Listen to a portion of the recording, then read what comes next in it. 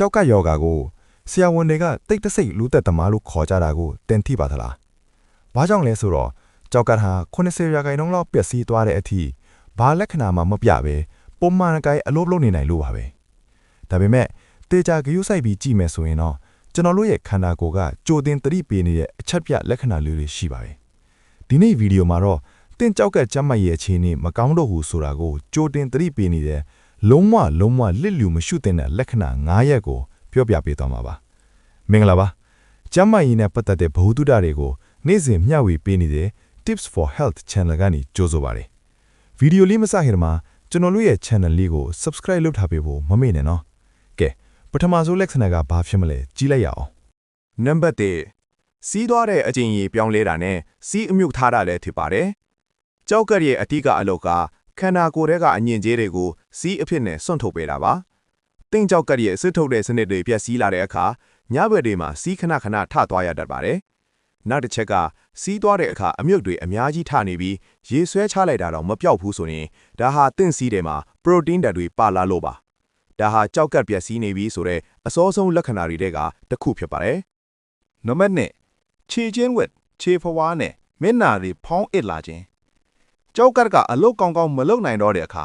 ခန္ဓာကိုယ်ထဲကပိုလာနေတဲ့အရည်တွေနဲ့ဆိုဒီယမ်ဓာတ်တွေကိုအပြင်ကိုမစွန့်ထုတ်နိုင်တော့ပါဘူး။အဲ့ဒီအခါမှာအရည်တွေစုပုံလာပြီးခြေထောက်တွေခြေချင်းဝက်တွေရောင်လာတတ်ပါတယ်။အထူးသဖြင့်မနက်အိယာထချီမှာမျက်လုံးတစ်ဝိုက်ဖောင်းအစ်နေတာမျိုးကိုမကြာခဏသတိထားမိတယ်ဆိုရင်မပေါ့ဆသင့်ပါဘူး။နံပါတ်3အမြဲတမ်းပင်ပန်းနွမ်းနေပြီးအားမရှိသလိုခံစားရခြင်းကျန်းမာတဲ့ကြောက်ကဟာသွေးနီဥတွေလူထုတ်လုပ်ပေးဖို့ EPO လို့ခေါ်တဲ့ဟော်မုန်းကမျိုးကိုထုတ်ပေးပါတယ်။ကြောက်ကမကောင်းတော့တဲ့အခါဒီဟော်မုန်းထွက်တာနည်းသွားပြီးသွေးအားနဲ့ယောဂ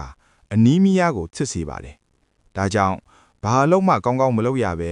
အမြဲတမ်းနှုံးခွေနေမယ်။ခေါင်းမကြာခဏမူးမယ်ဆိုရင်ကြောက်ကကိုတတိထားဖို့လိုနေပါပြီ။နံပါတ်4အသက်ရှူရချက်ချင်းသို့မဟုတ်မောလွယ်ခြင်းကြောက်ကယောဂနဲ့အသက်ရှူချက်တာကဆက်ဆက်မှုနှမျိုးရှိပါတယ်။ပထမတစ်ချက်က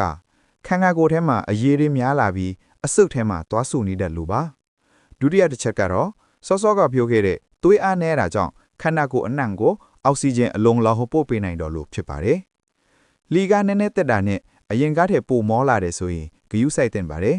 ။နံပါတ်5ပါးစပ်ထဲမှာတန်ကြေးနံ့ရတဲ့ခြင်းနဲ့အစားအသောက်ပြည့်ခြင်း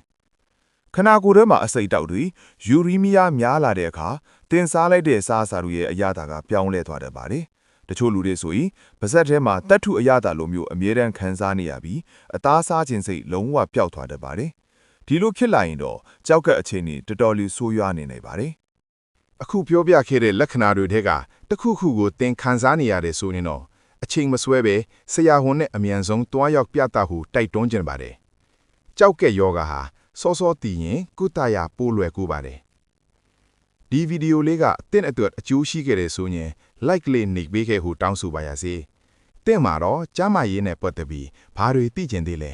comment မှာရေးပေးခဲ့ပါဦး။နောက်ဗီဒီယိုမှာပြန်တွေ့ကြပါမယ်။ကျမ်းမာပျော်ရွှင်တဲ့နေ့လေးတစ်နေ့ဖြစ်ပါစေ။